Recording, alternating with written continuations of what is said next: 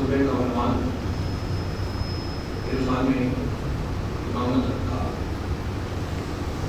اور ابتدا سے لے کر انتہا تک اس خطبے کو مولانا کائنات معرفت بتایا اور اپنی طرف الفاظ کو نسبت دیتے ہوئے مولانا نے یہ بات اس خطبے میں بیان کی کہ شان امامت کیا ہو اور ان الفاظ کے ذریعے سے یہ واضح کیا کہ انسان کے لیے امام کی معرفت رکھنا کتنا زیادہ ضروری ہے. ایک اور سلام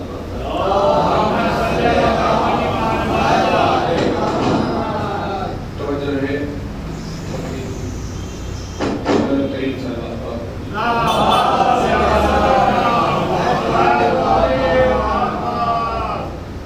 اس فرمان کے ساتھ ساتھ کتاب مجید کی جو آیتوں کا خدمت میں تلاوت کا شرف حاصل کرتے ہوئے میں استعمال کریں گے.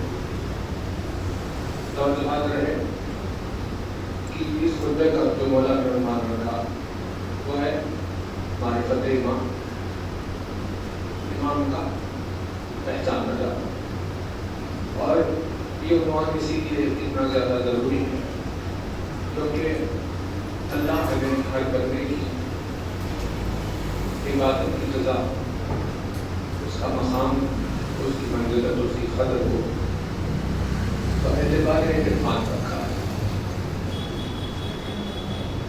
یعنی کہ کثرت اعمال کی وجہ سے خدا کا قرب حاصل نہیں ہوتا بلکہ خدا کے قرب کو حاصل کرنے کے لیے چھوٹا سا مختصر سا عمل جو معرفت کے ساتھ کیا گیا ہو خوشیوں کے لیے خدا حاصل کرے.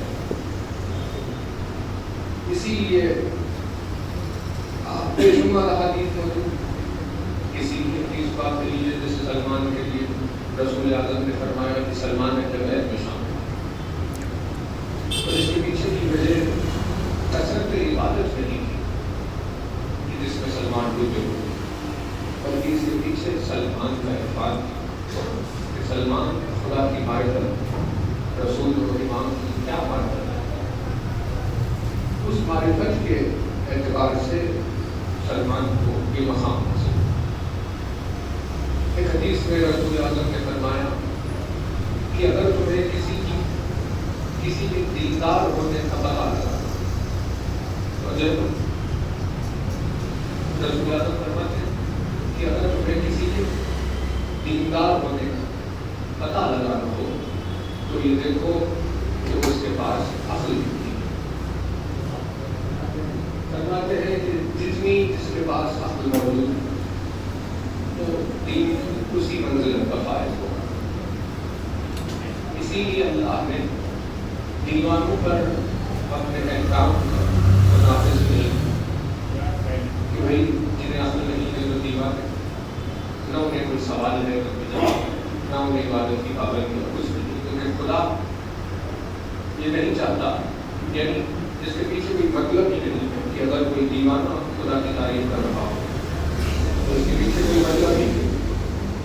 خدا بند عالم نے یہ چاہا کہ انسان اپنی عقل سے غور و فکر کرے تدبر کرے سوچے سمجھے پہچانے اور اعتراف قلب و فکر کے ساتھ اس کی عبادت انجام دے تب کہیں جا کر اس عبادت کو اس نے عبادت میں شمار کیا. اسی لیے رسول اللہ نے فرمایا کہ آخرت میں لوگوں کے اعمال کی جزا ان کی عقل کے اعتبار سے دی جائے. دو لوگ ہیں جو سجدہ کر رہے ہیں ایک صاحب عقل ہے اور ایک ایسے ہی تو دونوں کے سجدے کی جزا میں بڑا فرق ہوگا. وہ کیوں جس کی جتنی عقل تھی اسے اس سجدے کی اتنی جزا ملی. تو عبادتوں کے بلند ہونے کے لیے جتنا زیادہ عقل کا ہونا ضروری ہے ویسے ہی کئی خطبات میں مولانا بیان کیا جس میں معرفت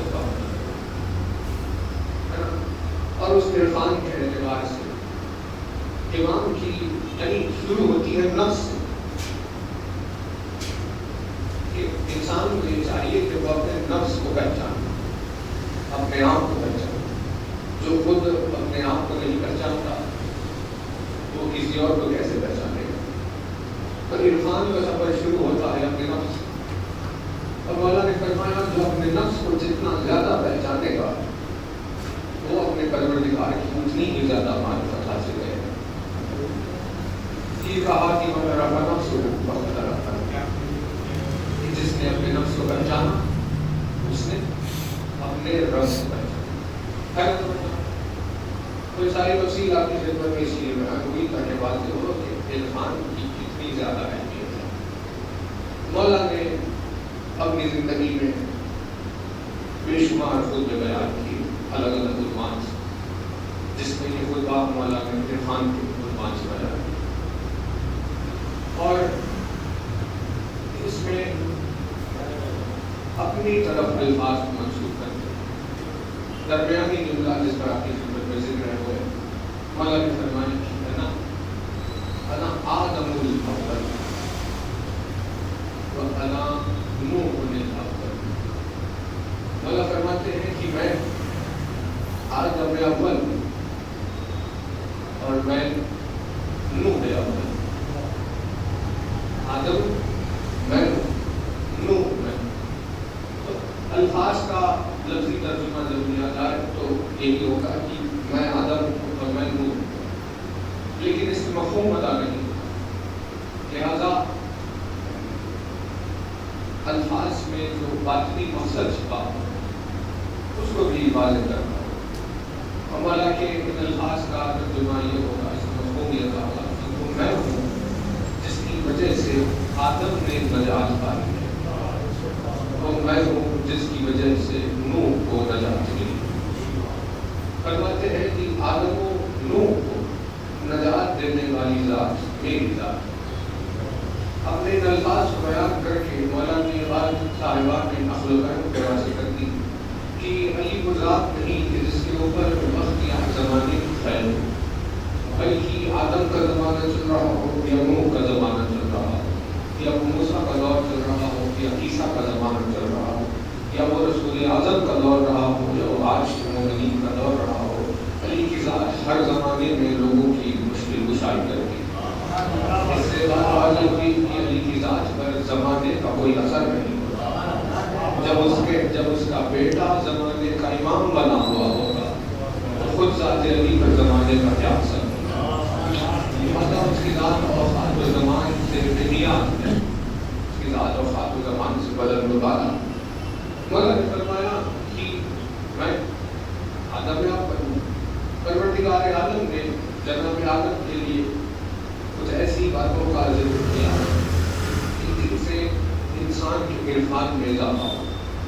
انہیں نہ کرنا سوچنے کی بات ہے کہ ہم کہاں جناب آدم کہاں، روئے زمین پر پہلی بستی اور ہزاروں سال کے بعد آیا، کیا ضروری تھا کہ ہمیں ان کا واقعہ سنا؟ یعنی ایسے واقعات زمین پر گزرے ہوئے اللہ ہمیں نہیں سنا کا کیوں؟ اسی لیے دوسرے کو جاننے کی ضرورت ہی نہیں، لیکن جن باتوں کو اس نے سنایا اس کے پیچھے مقصد یہ کہ انسان کو ان باتوں کو جاننا ضروری ہے تاکہ اس سے ان کے عرفان میں اضافہ ہو۔ ویسے ہی پروردگار عالم نے خلقت آدم پر تذکرہ کیا، اور جو ہے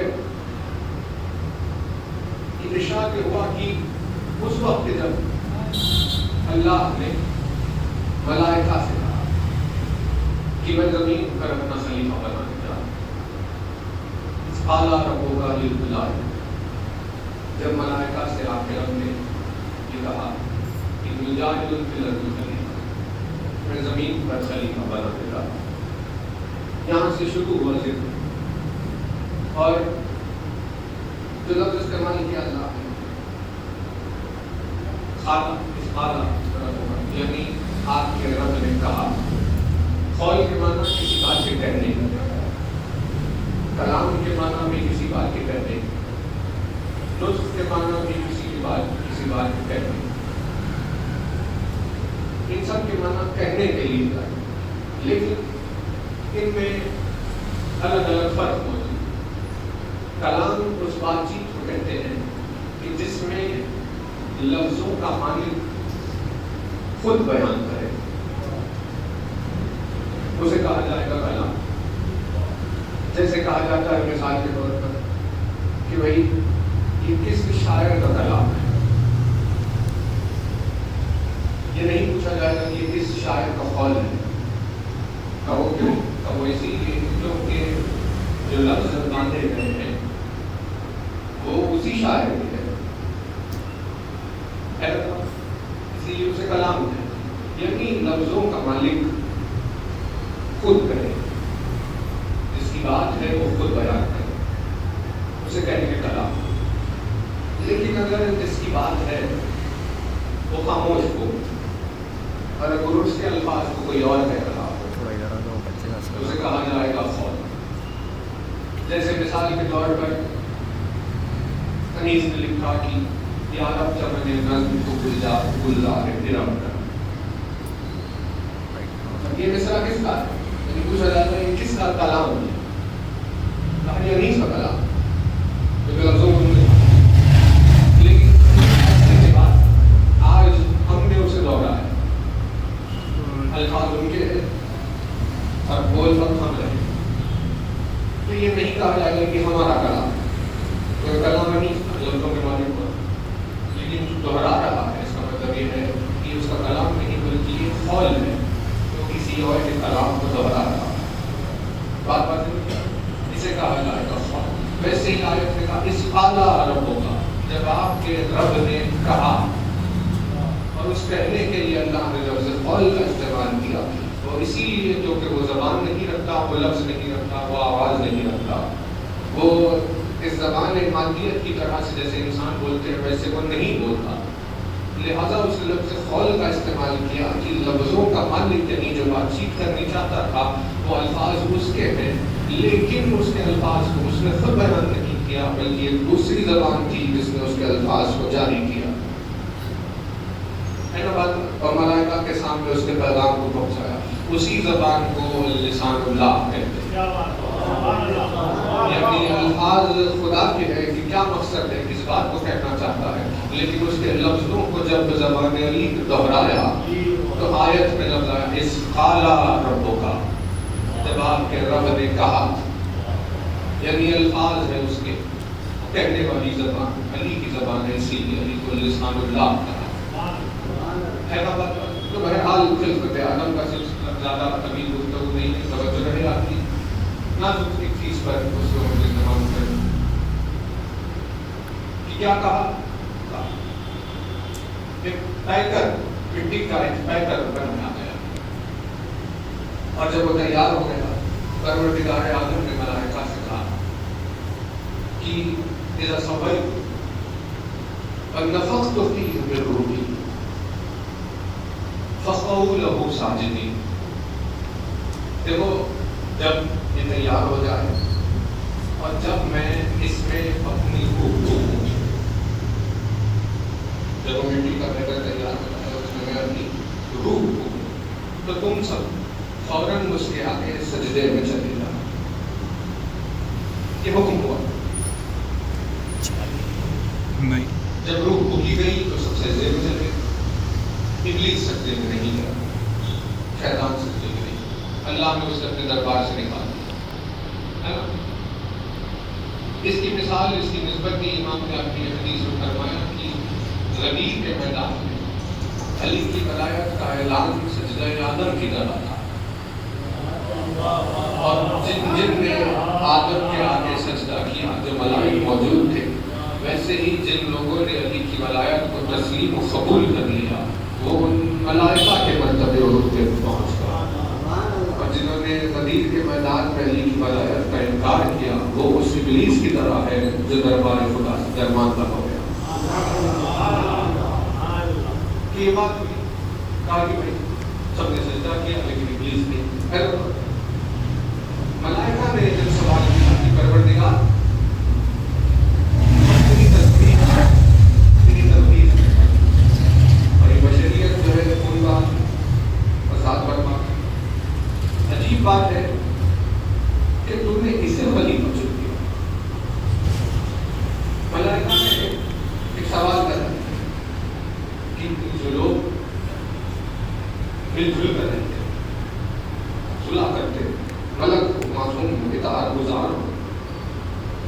کی مخلوق، تجھے یہ چاہیے کہ تو اپنا خلیفہ ایسوں میں سے بنا،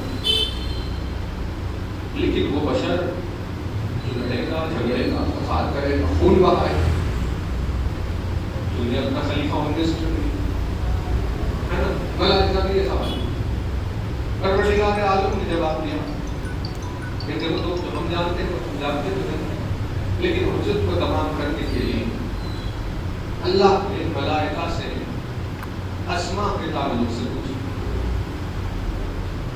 اور اللہ نے پوچھا کہ بتاؤ یہ کس کے نام اور یہ نام کیا ہے؟ ملائکہ کو نہیں معلوم، ملائکہ نے کہا پروردگار ہم نہیں جانتے، ہم نہیں جانتے، ہم تو بس اتنا ہی جانتے جتنا تو نے ہمیں سکھایا۔ جب انہوں نے اپنی لا علمی کا اعتراف کیا، اللہ نے آدم سے کہا آدم تم بتاؤ ان کے نام کیا؟ تو آدم نے نام بتانے شروع کیے۔ تو جب آدم نے نام بتانے شروع کیے تو اللہ نے دلیل بتائی، دیکھو تم نہیں جانتے اور آدم جانتا، تو اللہ نے جو وجہ بیان کی وہ یہ ہے کہ کیونکہ علم کے اعتبار سے یہ تم لوگوں سے برتر ہے، توجہ ہے نا؟ علم کے اعتبار سے یہ تم لوگوں سے برتر ہے، اسی لیے میں نے اسے اپنا خلیفہ چنا۔ نہیں توجہ نہیں کرتا محمد وآل محمد صلی اللہ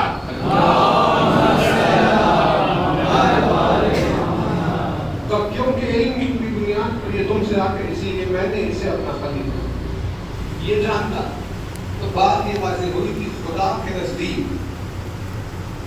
خلیفہ بنانے کا نظام اعتبار علم ہے۔ اب خدا کی توحید کا نظام یہ ہے کہ عالم کے ہوتے ہوئے کوئی جاہل خدا کا خلیفہ نہیں ہو سکتا۔ یہ نظام توحید ہے۔ عجیب بات ہے کہ قرآن مجید کی آیتوں کی تلاوت کرتے ہوئے دنیا ایسے لوگوں کو خدا کا خلیفہ سمجھ رہی ہے کہ جنہوں نے خود اعتراف کیا کہ اگر باب مدینۃ العلم علی نہیں ہوتا تو ہم دنیا آخرت میں ہلاک ہو جاتے۔ بات واضح ہوگی کہ اعتبار علم خلیفہ علم، اور جو نام جن کے تعلق سے امام سے پوچھا کہ مولا یہ نام کیا تھے، تو عالم نے تو سب چیزوں کے نام بتایا، یعنی ہر چیز کے نام، اتنا طولانی جواب تھا۔ یہ ستارہ ہے، یہ آسمان ہے، چاند ہے، یہ سورج ہے، یہ زمین ہے، مٹی ہے، پہاڑ ہے، یہ دریا ہے، اسے یہ کہتے ہیں، اسے یہ کہتے ہیں۔ جو سلسلہ چلا تو ایک لاکھوں کروڑوں چیزوں کا امام سے پوچھا کہ مولا اس کے پیچھے مسئلہ کیا؟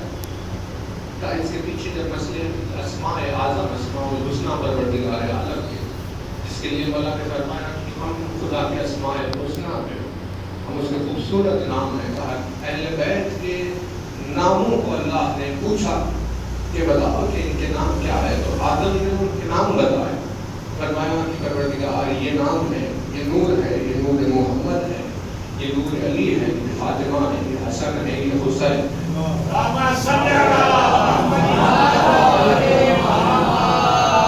ملکوت ہے، ملکوت اطاعت سے ایک لمحہ پیچھے نہیں ہٹتے، جتنا بولا گیا ہے اس سے زیادہ کبھی نہیں کرتے، کبھی تھکتے نہیں، کبھی تھمتے نہیں۔ رکوع میں ہے تو کروڑوں برس گزر گئے ہیں تو رکوع میں، سجدے میں ہے تو بے شمار اوقات گزر گئے سجدے میں۔ ایسے معصوم ترین ملائکہ، ان ملائکہ پر آدم کو فوقیت مل گئی اسماء اہل بیت کے ناموں کے اعتراف، ان ناموں کا جب عرفان رکھا تو آدم ملکوت سے افضل ہو گیا۔ جو ان کی محبت میں سرشار زندگی بسر کرتا ہے وہ خدا کی نگاہوں میں کتنا زیادہ بلند مقام ہے۔ تو پروردگار نے کچھ انہوں نے نام بتا دیا۔ اب توجہ رہے، ابھی آدم کے جسم میں روح ہوگی، یہ ابھی زندہ ہوئی، ملائکہ کب سے ابھی آئے، اور جو اتنے سالوں سے انہیں نام نہیں معلوم، اور جو ابھی ابھی آئے नाम मालूम? सवाल ये पैदा होगा कि इतने सालों से उन्होंने नहीं सीखा कि आदम ने इतनी जल्दी कैसे सीख लिया। यानी आदम, तवज्जो करें, आदम ने आने के बाद तालीमात नहीं, पढ़ा लिखा किसी मकाम पर बैठकर जानकर रहकर याद कर सीख कर एक अरसे के बाद आदम ने जवाब अभी उठे हैं, अभी परवरदिगार का नाम कुछ मुझे पता है। तो पता चला कि आदम खल्क़ी आलिम हुए।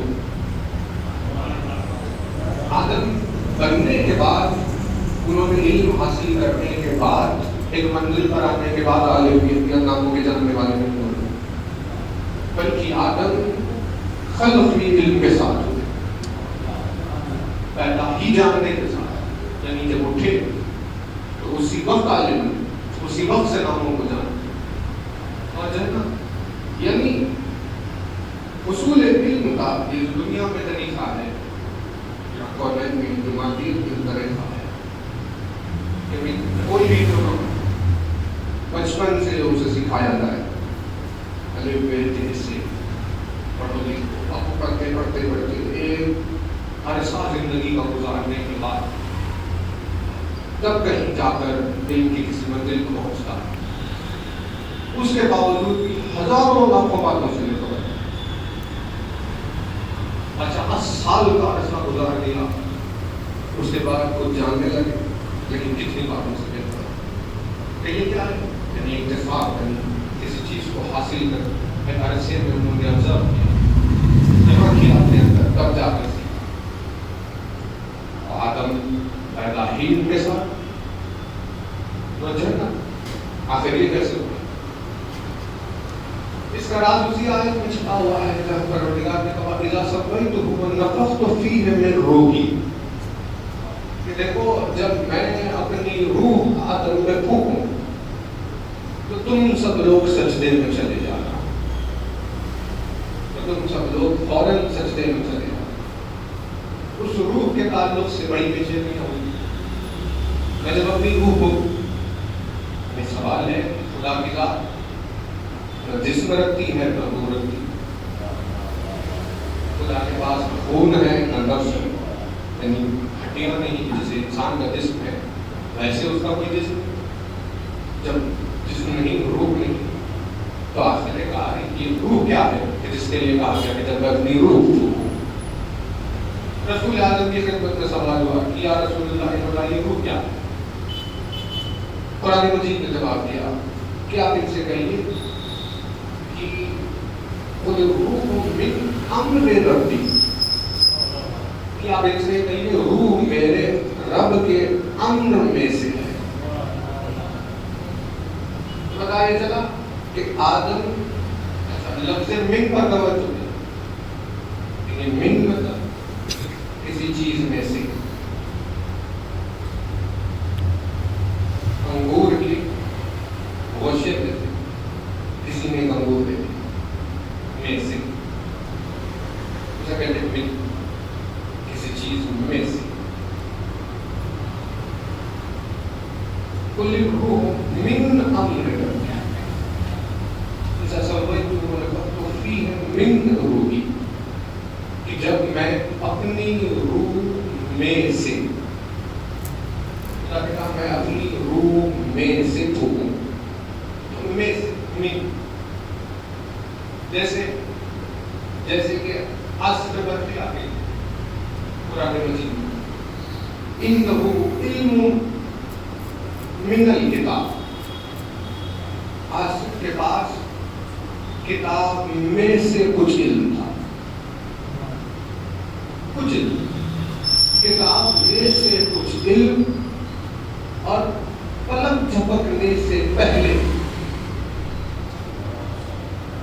सबा जाकर तख्त बिल्कीस को उठाकर फलस्तीन लेकर आ गए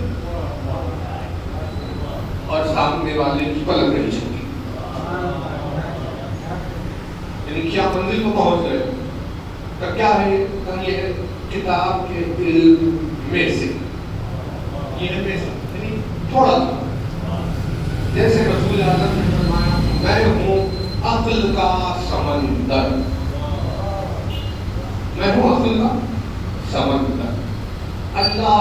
اس سمندر کی ایک بوند میں سے. دیکھیے کہنے میں ایسے ہی لگتی ہے بات, لیکن جب ہم جا کر آنکھوں سے سمندر کو دیکھیں گے تب سمجھ میں آتا ہے کہ سمندر کیا ہے, کیا چیز ہے. یعنی کھڑے ہو کر انسان کو اگر اپنی پستی کا, اپنی عاجزی کا, اپنی کمزوری کا احساس نہ دلا دے, سمندر میں انسان کو سمجھ اندر سے آواز آتی کہ میں اس کے سامنے وہ سمندر انگڑائی اگر ایک لے لے تو بڑے بڑے شیر دل لوگوں کے کلیجے اندر رس جاتے ہیں. سمندر میں اگر طوفان آ جائے, زمین کے سمندر کی بات جہاں ہم جا کر دیکھ سکتے ہیں, ایک دوسرے پلانٹ جو ہے اس سے بڑے بڑے سمندر ہوتے ہیں. کچھ پلانٹس تو ایسے ہیں کہ جن میں زمین ہی نہیں, صرف پانی کو بنا. یعنی تصور کے بعد کہاں وہ سمندر اور کہاں ایک بوند کو ہاتھ میں لے لی. سمندر رسول اللہ کہتے ہیں میں ہوں عقل کا سمندر. اللہ نے اس سمندر کی ایک بوند میں سے سب کو عقل بانٹی. ایک بوند میں سے سب کو عقل بانٹی. یعنی ایک بوند میں سے کچھ کسی کو مل گیا. ایک بوند میں سے سب کو ایک بوند نہیں بانٹی, اس ایک بوند میں سے سب کو بانٹی. تو کہیں کوئی جبریل ہو گیا, کہیں کوئی میکائیل ہو گیا, کہیں کوئی آدم ہو, عیسیٰ ہو, موسیٰ ہو گیا, کہیں کوئی سلمان ہو, بوذر ہو گیا. یہ سارے عقل کے بڑے بڑے معجزے کہ جن کے نام دنیا تک باقی ہے کہ عقل میں ان سے بہتر کوئی نہیں تھا, ایسے تمام کے تمام اس سمندر کی ایک بوند میں سے ہے. یہ ہے میں سے. تو ویسے ہی اللہ نے کہا جب میں آدم میں اپنی روح میں سے پھونکوں, یعنی پوری روح نہیں پھونکی گئی, روح میں سے کچھ پھونکا گیا. اور اس روح کے تعلق سے پوچھا کہ یہ روح کیا ہے رسول اللہ؟ تو کہا آپ کہیے روح من امر ربی. آپ ان سے کہیے کہ روح میرے رب کے امر میں سے ہے. آدم روح میں سے, روح امر میں سے. یعنی ایسا ہو گیا کہ سمندر سے کسی نے بوند لے لی, پھر اس بوند کو اگر کائنات کے سامنے لے کر آئے تو وہ ایک بوند بھی سمندر کی طرح ہو گئی, پھر اس میں سے ایک بوند لے لی. یعنی حقیقی سمندر کے آگے ان کا کیا حال ہو گیا, من کا من ہو گیا, یعنی بوند کی بوند کا بوند ہو گیا. بھائی یہ کیا چیز, یعنی سلسلہ چل رہا ہے. روح امر میں سے, آدم روح میں سے, روح امر میں, اور اس امر کے تعلق سے پوچھا کہا بھائی امر ہے اولل امر میں سے. کہا کہ بھائی جو اولل امر ہے اس امر کا کچھ حصہ وہ روح تھی. امر کا کچھ حصہ وہ روح تھی, اس روح کا کچھ حصہ آدم میں پھونکا گیا. تو کہاں اولل امر اور کہاں اس امر کی روح کے من کا من. جب وہ آدم کے اندر پھونکا گیا تو آدم پیدا ہی عالم ہوئے. یعنی اثر اس کا یہ ہو گیا جب امر کی روح میں سے, امر میں سے, روح میں سے جب کچھ پھونکا گیا تو آدم علم کے ساتھ پیدا ہوئے. اس امر کی روح کا کچھ جب ملا تو انہیں دوڑ کر جا کر پڑھ کر علم حاصل کرنے کی ضرورت نہیں پڑی, بلکہ اپنے وجود میں عالم پیدا ہو گئے. اتنا زیادہ کہ جیسے ملائکہ پر ان کو فوقیت حاصل ہو گئی. اس علم کے ساتھ روح امر کی روح کا من جب پہنچے تو جس کے لیے رسول اعظم کہے کہ انا مدینہ العلم و علی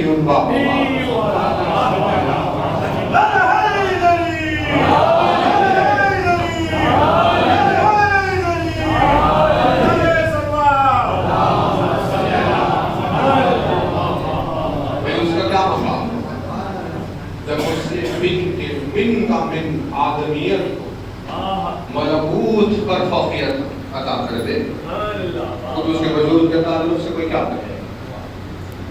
ویسے ہی ذکر اللہ نے جناب عیسیٰ کا کیا. جناب عیسیٰ کے لیے بھی ایسے ہی طریقہ. اب آدم کے لیے ماں نہیں تھی تو باپ نے. اللہ نے آدم کو بنا ماں باپ کے پیدا کیا اور جناب عیسیٰ ان کو اللہ نے بنا باپ کے پیدا کیا. تو آدم کے لیے روح کو کی گئی. عیسیٰ کے لیے قرآن نے کہا کہ والتی احسنت فرجہا فنفخنا فیہا من روحنا وجعلناها وابنها آیۃ للعالمین. کہ اس بیوی کو یاد کریں جس نے اپنی عفت کی حفاظت کی تو ہم نے اس میں اپنی روح میں سے پھونک دیا. انہیں اور ان کے بیٹے کو عالمین کے لیے آیت بنا دیا.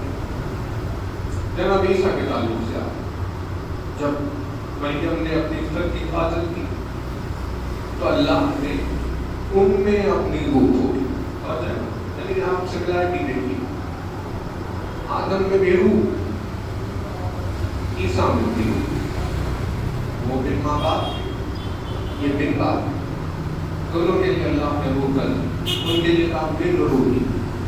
جب میری روح میں سے عیسیٰ کے لیے کام بن روح نا کہ جب میں نے ہماری روح میں سے ہو. اب جب وہ لوگوں کے سامنے جناب عیسیٰ کو لے کر آئے, عجب عجب سوال لوگوں نے پوچھے. بھائی یہ کون ہے؟ یہ بچہ آپ کی گود میں کہاں سے آیا, کیسے آیا؟ اس میں اپنی مریم کا سوال آتا ہے. تو وہی آئی تھی ان کی طرف کہ بھائی جب لوگ پوچھیں گے آپ سے تو آپ انہیں کوئی جواب نہ دیں, بلکہ آپ کیا کریں, آپ اس بچے کی طرف اشارہ کر دیں اور پھر خدا کی منظر دیں. تو انہوں نے اشارہ کیا. انہوں نے کہا کیف نکلم من کان فی المہد صبیا.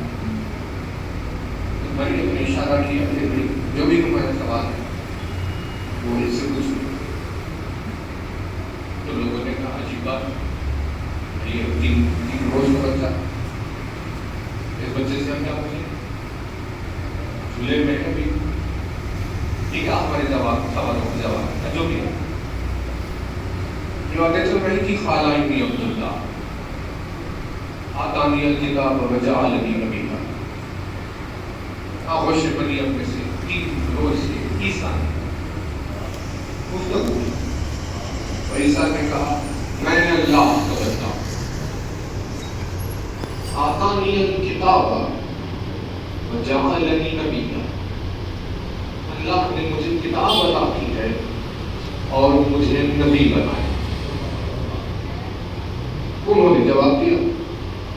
انہوں نے جواب میں جو الفاظ استعمال کیے وہ کیا ہے کہ اللہ نے مجھے کتاب عطا کی ہے. ہے نا, اب کتاب کا رشتہ کسی جاہل سے تو نہیں ہوتا. کتاب کا رشتہ علم دوست سے ہوتا, کتاب کا رشتہ عالم سے ہوتا. جسے صاحب کتاب بنایا ہے اس کتاب کا جس پر وہ کتاب نازل ہوئی ہے نا, یعنی سوچنے کی بات. کتاب کا تعلق ہے ہی علم سے, لکھنے سے, پڑھنے سے. جس پر کتاب نازل ہو گئی کہ وہی ساری کائنات کو علم پہنچاؤ, کتاب میں علم بھرا ہو, اور جس پر نازل ہوئی اس کے پاس علم نہ ہو.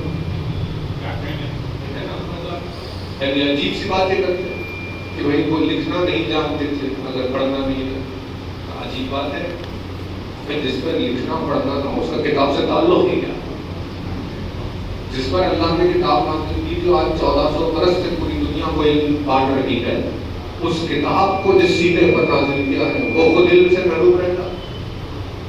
بڑی تدخل عجیب عجیب بات ہے. تو جناب عیسیٰ نے جواب پتہ نہیں چلا کہ عیسیٰ بھی اپنی ولادت کے ساتھ عالم پیدا ہو. جیسے آدم اسما کے جاننے کے ساتھ پیدا ہوا، ویسے ہی عیسیٰ بھی صاحب کتاب ہے. یعنی دونوں نبیوں کو ان کے وجود کے ساتھ علم عطا کیا. کس نے؟ کہا اس روح میں سے. اب اللہ نے جو ایک نظام رکھا ہے قرآن اس طرح کچھ باتوں کو اشارے میں بیان کرتا ہے. انہیں میں سے ایک ہے کہ 1,24,000 روپیہ، جن میں سے سب سے پہلے کا نام ہے آدم، آخری رسول جو سید المرسلین ہے، حبیب الہ العالمین، ان سے پہلے یعنی سیکنڈ لاسٹ جناب عیسیٰ. تو اگر رسول اعظم کو 4 معصومین کو آپ ہٹائیں تو پہلے کا نام اللہ نے لیا اور آخر کا نام اللہ نے لیا. آدم کا نام لیا، عیسیٰ کا نام لیا، دونوں کے تعلق سے بیان کیا. ہم نے آدم میں بھی روح ہوئی، عیسیٰ میں بھی. اس سے اللہ نے اب ہر ایک کا نام لے کر قرآن کے کنارے کھڑے ہو رہا ہے. اللہ اشارہ دے گا کہ بھائی جب پہلا یہ ہے آخری ہے، تب تو سمجھ لو درمیانی کون ہو. پہلا معصوم ہے، آخری معصوم، بیچ میں جتنے ہیں وہ سب معصوم. جب پہلا بے گناہ ہے، آخری بے گناہ، تو بیچ میں سب بے گناہ. جب پہلا صاحب علم ہے اور آخری صاحب علم، بیچ میں جتنے ہیں وہ سب صاحبان علم. جب پہلا روح سے استفادہ اٹھا رہا ہے، جب آخری کو ہم نے روح سے نصرت کی ہے، تو ایسے ہی جتنے درمیان میں ان سب کی روح سے ہم نے نصرت کی. یہ نظام نہیں. تو بعد واضح ہوئی کہ انبیاء کی نبوت کا یہ سلسلہ چلا کہ جس میں اتنے بڑے بڑی مقام اور منزلت پر وہ فائز ہوئے کہ ملکوت پر بھی کسی کو فوقیت عطا ہوئی، کسی کو اللہ نے صاحب کتاب بنایا، کسی کو صاحب شریعت اللہ نے بنایا، کسی کو العزم بنایا، کسی کو کیا کیا مقام عطا کیے، کسی کو اپنا کلیم بنایا اور کسی کو اپنا خلیل بنایا. کیسے کیسے روپ پیدا کہ ان تمام مقامات اور منزلت کے پیچھے جس روح جو روح چھپی ہوئی ہے، وہ روح امر کے من میں سے ہے اور وہ امر الامر کے من سے ہے. انسان کو ابھی معجزات انبیاء سمجھ میں نہیں آئے کہ بھئی کیسے کوئی چھو کر مردے کو زندہ کر سکتا تھا، کیسے کوئی چھو کر کسی نابینا کو روشنی عطا کر سکتا تھا، کیسے کسی کے لیے دریا میں راستہ بن سکتا تھا، کیسے کسی کے لیے آنکھ گلزار ہو جا سکتی تھی. جب انبیاء کے معجزے انسان کو سمجھ میں نہیں آئے تو وہ اصل کے جس سے انہیں نبوت کے بلند مقامات ملے انسان کی عقل میں کیا سمجھ میں آیا. اسی لیے اس خطبے کا نام رکھا گیا. قیامت خیز ہے کہ خطبے کا نام ہی ایک پوری مجلس دے لگا کہ افتخار کس نے، تاکہ خطبہ افتخاری اپنے مولا نے بیان کیا کہ آدم و نوح ہو، ابراہیم و موسیٰ ہو، عیسیٰ، چاہے کوئی ملک ہو یا چاہے کسی نبی کا نام ہو، تمام کی عظمتوں و بلندیوں کے پیچھے میں چھپا ہوا. اور کوئی الباب کی صفت جو آپ چیز مدارس میں جس پر بات چل رہی تھی، ان الباب کی صفت جو بیان کی کائنات کے ہر ذرے میں جلوہ علی چھپا ہوا ہے، لیکن یہ سب کو نظر نہیں آتا. بلکہ قرآن نے کہا کہ قل الالباب منظرہ، جو صاحبان اصل فہم ہونے کا پروردگار ذات مبارک کے ذکر عظیم کے وسیلے سے تمام مومنینوں میں آپ کو دولت رحمت کا فرمائے، دنیا آخرت میں ان سے راضی رہے اور اپنا قرب تمام مومنوں میں آپ کا عطا فرمائے. انسان آج کے اس پورا شور ماحول ایسی نفسا نفسی کیا مطلبی اور جہالت ہے. اس ماحول میں کسی مومن کی زندگی میں سوائے علی کے ذکر کے اور کیا سہارا بچا. اس کے دلوں کو بھارت اور ہمت دنیا سے لڑنے کی طاقت اس فرش سے عطا ہوتی. علی کے ذکر سے اپنی روح میں توانائی لے کر چلا جاتا ہے، دوبارہ زمانے سے لڑنے کی ہمت پیدا ہوتی ہے.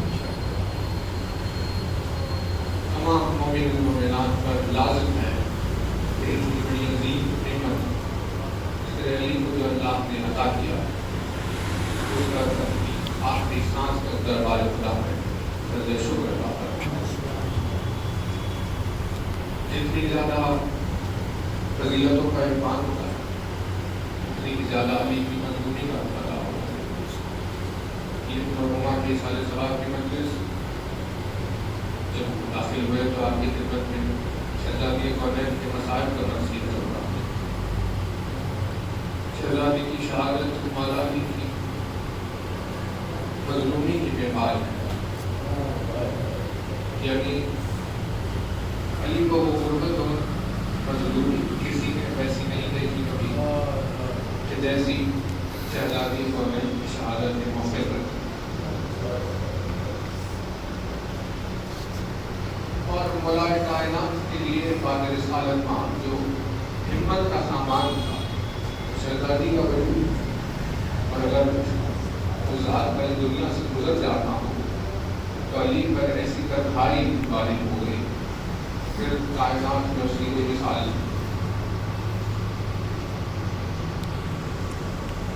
پوری اپنی زندگی میں جو کوشش جو جستجو کرتی رہی وہ یہ ہے کہ علی کو علی کا حق عطا ہو جائے.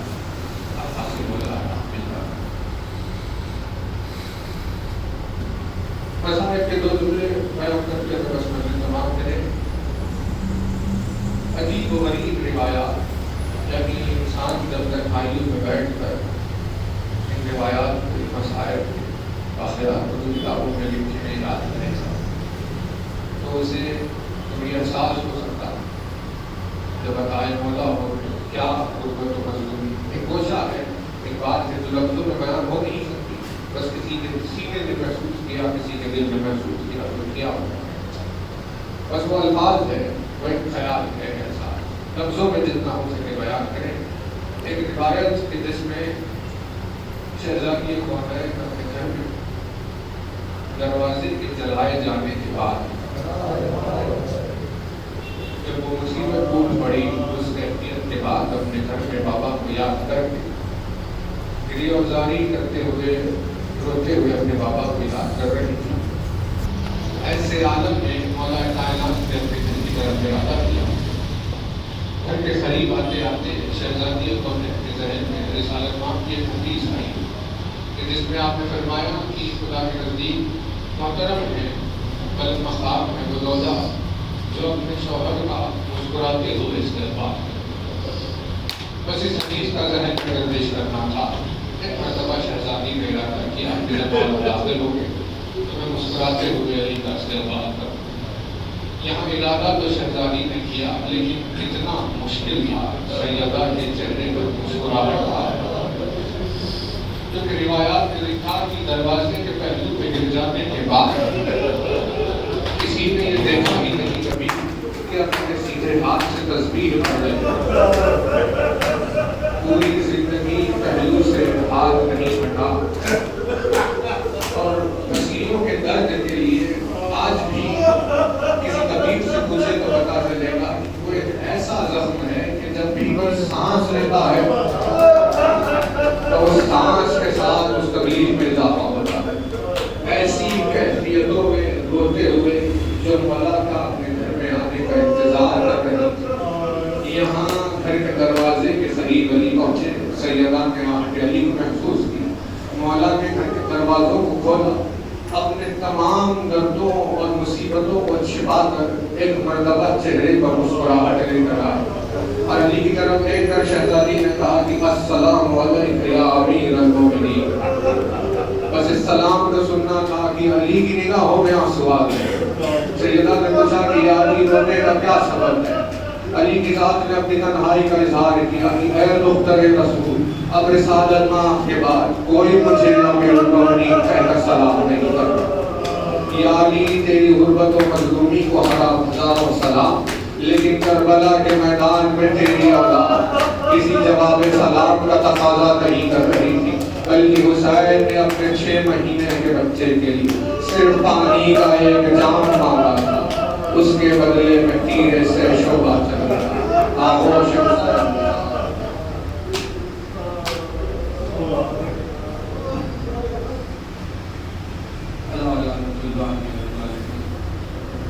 وسيعلم الذين ظلموا أي منقلب ينقلبون.